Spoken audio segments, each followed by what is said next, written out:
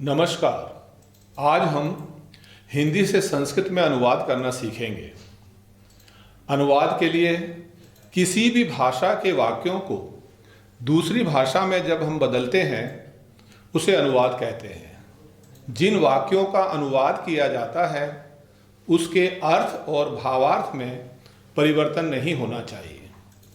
अनुवाद करते समय हमें कुछ बातों का विशेष रूप से ध्यान रखना होता है। जैसे हिंदी से संस्कृत में अनुवाद करते समय धातु तथा लकारों का ज्ञान होना चाहिए। वचन, सर्वनाम, विभक्ति तथा कारक का ज्ञान होना चाहिए।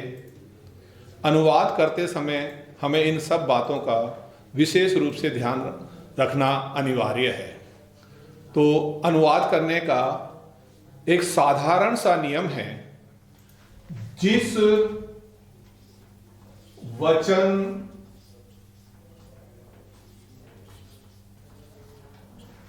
व पुरुष का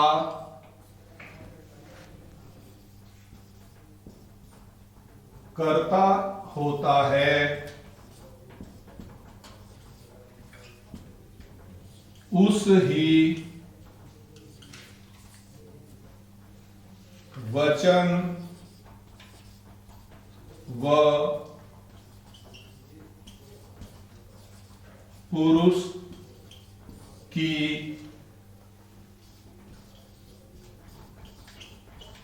क्रिया आती है। एक बात पुनः समझा रहा हूं। जब भी हम हिंदी से संस्कृत में अनुवाद करते हैं उस समय हमें इस नियम को ध्यान में रखना होता है। नियम है कि जिस वचन व पुरुष का कर्ता होता है क्रिया भी उस ही वचन व पुरुष की आती है। वचन 3 होते हैं संस्कृत में।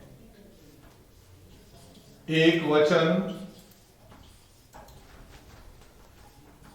द्विवचन, बहुवचन।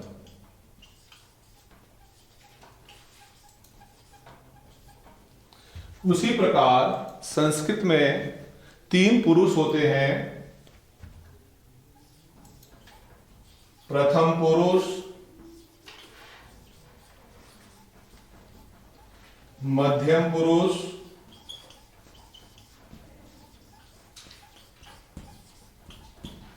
उत्तम पुरुष।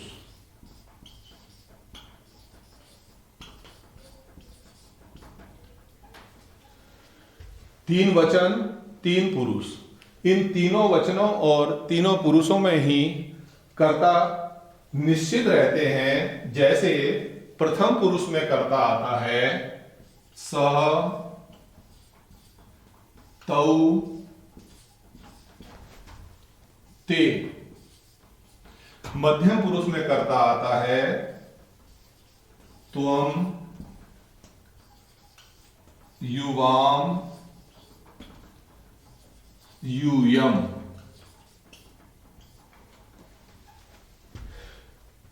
स का अर्थ होता है वह, तौ का अर्थ होता है वे दोनों, ते का अर्थ होता है वे सब।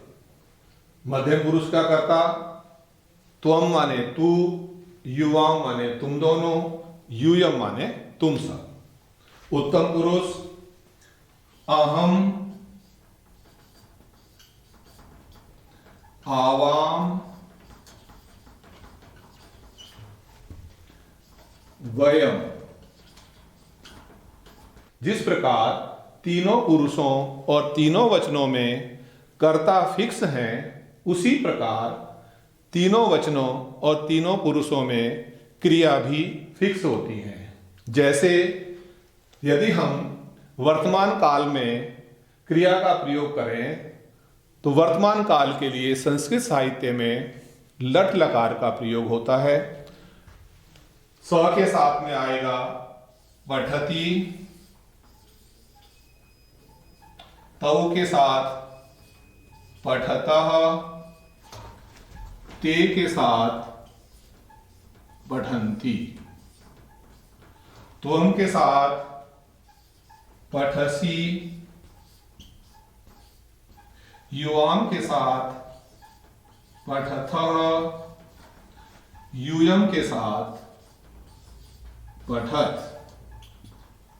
उसी प्रकार उत्तम पुरुष में अहम के साथ पठामि, आवाम के साथ पठावः, वयम के साथ पठामः। अब हम इनको पुनः समझते हैं। स पढ़ती, वह पढ़ता है। तौ पढ़ता, वे दोनों पढ़ते हैं। ते पठन्ति, वे सब पढ़ते हैं। त्वम पठसी, तू पढ़ता है। युवाम पठथ, तुम दोनों पढ़ते हो। यूयम पठत, तुम सब पढ़ते हो। अहम पठामि, मैं पढ़ता हूँ। आवाम पठावः, हम दोनों पढ़ते हैं। वयम पठामः, हम सब पढ़ते हैं। कहने का तात्पर्य यह है कि स के साथ सदैव पठती आएगा।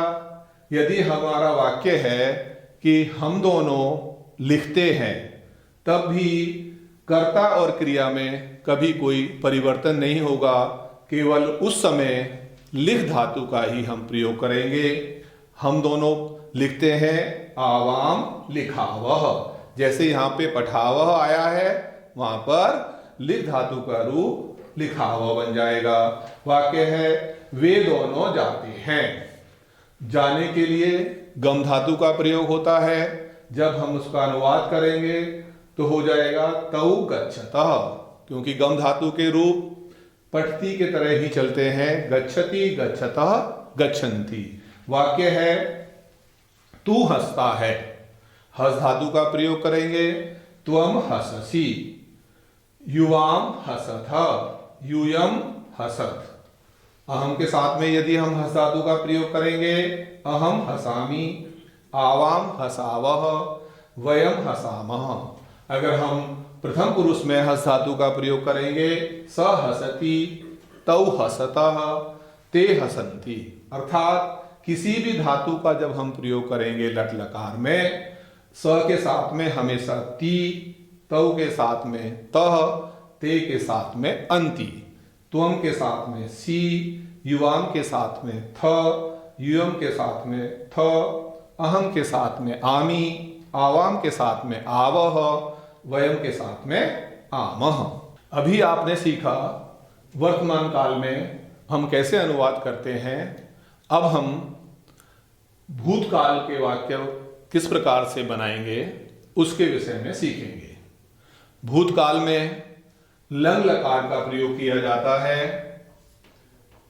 लंग लकार, लंग लकार का अर्थ होता है भूतकाल।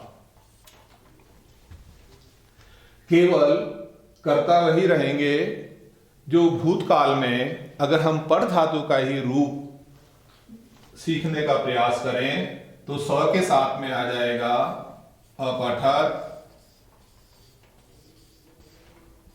तौ के साथ में अपठताम,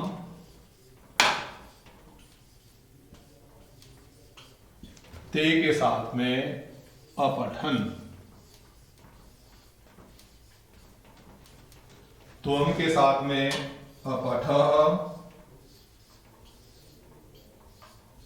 युवाम के साथ में अपठतम,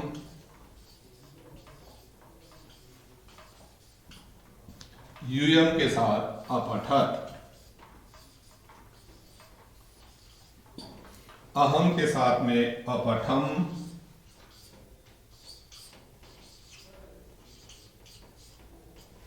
आवाम के साथ में अपठाव, वयम के साथ अपठाम। अब इसको समझते हैं। स अपठत, उसने पढ़ा। तौ अपठताम, उन दोनों ने पढ़ा। ते अपठन, उन सब ने पढ़ा। त्वम अपठः, तूने पढ़ा। युवाम अपठतम, तुम दोनों ने पढ़ा। यूयम अपठत, तुम सब ने पढ़ा। अहम अपठम, मैंने पढ़ा। आवाम अपठाव, हम दोनों ने पढ़ा। वयम अपठाम, हम सब ने पढ़ा। इसी प्रकार अगर हम यहाँ पर क्रिया को परिवर्तित करते हैं, जैसे मान लीजिए वाक्य है वह गया, स अगच्छत। अब हम गम धातु का प्रयोग करेंगे। वे दोनों गए, तौ अगच्छताम। वे सब गए, ते अगच्छन। तू गया, त्वम अगच्छः। तुम दोनों गए, युवाम अगच्छतम। तुम सब गए, यूयम अगच्छत। मैं गया, अहम अगच्छम। हम दोनों गए, आवाम अगच्छाव। हम सब गए, वयम अगच्छाम। इसमें भी हमें वही ध्यान रखना होगा कि स के साथ हमेशा अपठत ही आएगा। वयम है करता तो अपठाम आएगा। युवाम यदि करता है तो अपठतम आएगा। अहम यदि करता है तो अपठम आएगा।